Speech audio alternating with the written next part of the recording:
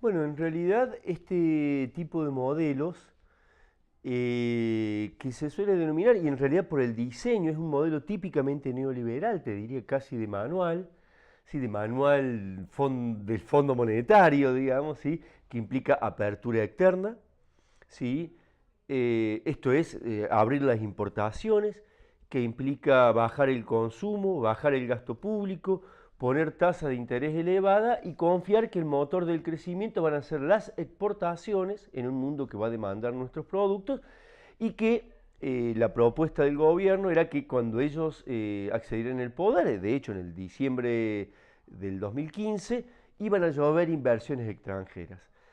En realidad el modelo no funcionó porque los supuestos fueron falsos, esto es, el mundo no, digamos, no llovieron inversiones extranjeras, en el contexto de un comercio internacional que se fue desacelerando fuertemente desde el año 2010, diría yo, de la crisis internacional, 2008 hasta el día de hoy se ha ido desacelerando, en donde incluso ya el mundo entra en guerra comercial, ¿sí? Por lo tanto todos los países cuidan sus mercados, cierran su economía, el único país que hizo lo contrario, ¿sí?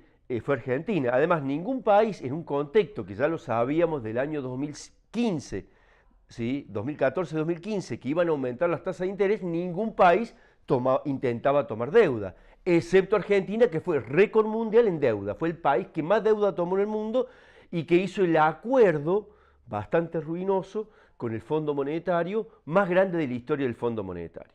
Uno diría, bueno, por esa deuda puede contribuir, digamos, si uno se endeuda puede ampliar su capacidad productiva y después pagar con creces la deuda. En realidad Argentina, el modelo argentino, digamos ya a más de la mitad del plazo cumplido, por decir así, del presidente Macri y su proyecto económico político neoliberal, podríamos decir que ha fracasado. Yo creo que, por decir así, el corrupto, el ideal de la corrupción, los gobiernos más corruptos son los que vinculan, digamos, los que vienen de la patria contratista, ¿sí? Los que vienen de ser proveedores del Estado, ¿sí? Que luego se cruzan del otro lado del mostrador y empiezan a tomar medidas para sus propios grupos económicos, incluso para sus empresas familiares. Obviamente hay pocas personas que en Argentina reúnen estas condiciones. Estas condiciones las reúne hoy el presidente Macri, pero incluso si no fuera, si no hubiera habido corrupción ahora y en toda la historia argentina, de todos modos, este modelo sería insostenible. Incluso más allá de digamos, de la corrupción que puede haber existido anteriormente, en todos los gobiernos anteriores y en todos los niveles territoriales, el problema es que, reitero, no solamente en Argentina, sino en casi todos los países latinoamericanos y todas las experiencias del sur europeo últimamente, Grecia por ejemplo, han dado resultados desastrosos. Esto lo que genera es un fuerte endeudamiento para financiar la fuga, que tienen altas tasas de ganancia en dólares, que triplican o cuadruplican la tasa de ganancia que tienen en dólares en forma especulativa en otros países.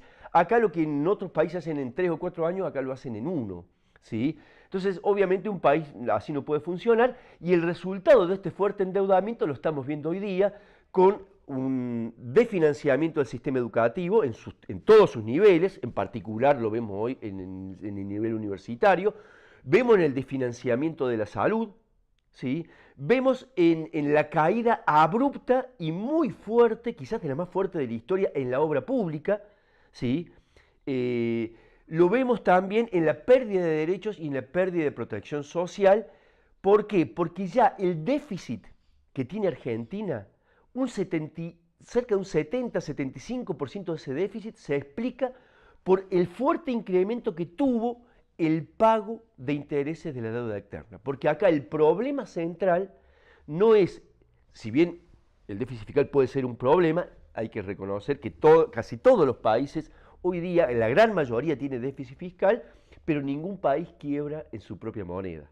El problema central no es el déficit fiscal, que se puede solucionar con crecimiento económico, sino que es la escasez de dólares. Y el gobierno le erra el diagnóstico, ¿sí? Porque tiene un mal marco teórico, toma malas medidas, y la duda que tiene la mayoría es si esto fue un mal diagnóstico o una mala praxis, porque también hubo mucha impericia, fundamentalmente en el Banco Central y en el Ministerio de Economía, o si es directamente su proyecto, porque obviamente a los sectores que le va bien son los principales aliados del gobierno y son los que hoy están haciendo la corrida. Bueno, este modelo, como estamos viendo, está descentralizando la crisis. Le está haciendo pagar el ajuste a todas las provincias y municipios a través de una caída en el financiamiento, tanto a las provincias como a los municipios, ¿sí? Obviamente que impacta negativamente si vemos una ciudad de tamaño intermedio, de base agrícola, ganadera, comercial y de servicios, como es el caso de Río Cuarto, vemos que está teniendo un impacto muy negativo. ¿Por qué? En primer lugar, porque ha deprimido el consumo y el consumo interno. Y la mayoría de nuestras empresas, industrias y comercios se vinculan al mercado interno, ¿sí? Dado que por tercer año consecutivo la política de ingreso del gobierno es actualizar salarios por debajo de la inflación, cambia la fórmula de movilidad jubilatoria que perjudica a y le da menos aumento a los jubilados. Por otro lado, desactivó todo lo que fue precios cuidados y todo el control de precios para que no haya inflación. Está permitiendo que flote el dólar y acá el problema, reitero, no es el déficit fiscal, sino la escasez de dólares, y la inflación no se explica fundamentalmente hoy día por la emisión monetaria, sino por la puja distributiva y por el aumento del precio del dólar. Porque el principal centro de gravedad al que confluyen todos los precios es el dólar. Entonces, si el dólar sube, suben todos los precios. Y eso impacta, por un lado, negativamente en el consumo, porque disminuye el consumo, achica el mercado interno. Y esa es la queja de todos nuestros comerciantes, productores, cuentapropistas.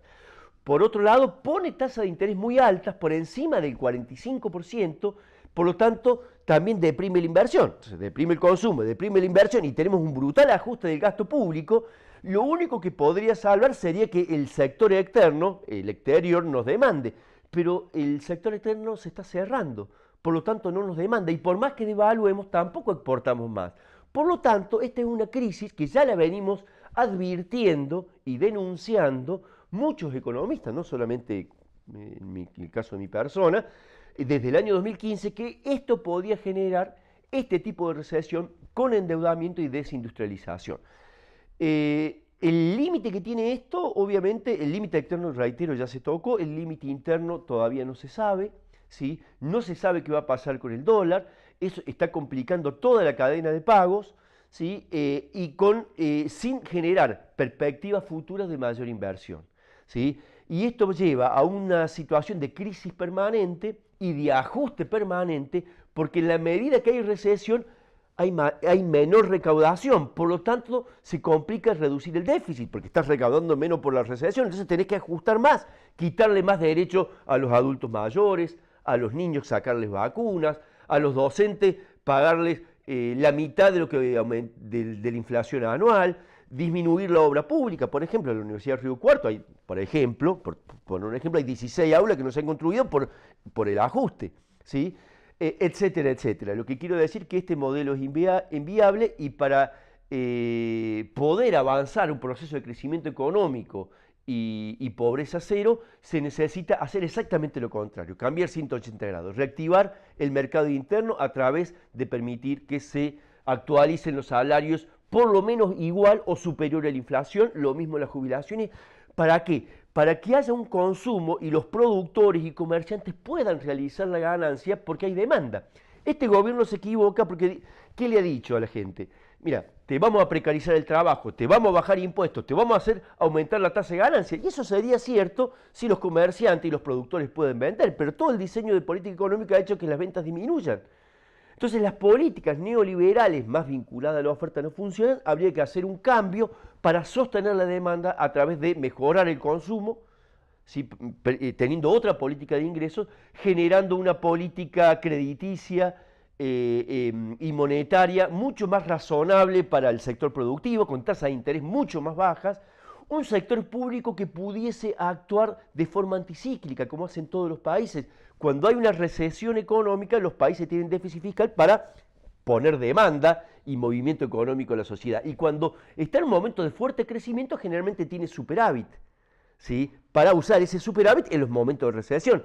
ahora están tomando medidas procíclicas, porque todo cae, la demanda cae y disminuyen el gasto público, disminuyen los salarios, pone tasa de interés alta y el sector externo no nos compra. Por lo tanto, es una recesión anunciada, por decir así, autogenerada por las mismas medidas de política económica del actual gobierno, que representan los intereses de los grupos económicos más concentrados, transnacionalizados, vinculados al sector financiero, pero que no representa, si no fijémonos, por ejemplo, todos los discursos que ha dado el ministro de Economía y el presidente se ha dirigido a los mercados, fundamentalmente a los especuladores, no al pueblo trabajador, no a las organizaciones productivas, privadas o cooperativas, ¿sí? que son las que invierten y los que están en el país y requieren otras reglas de juego para poder generar crecimiento económico con inclusión social y que avancemos a pobreza cero, que es lo que todos en definitiva queremos, ¿no?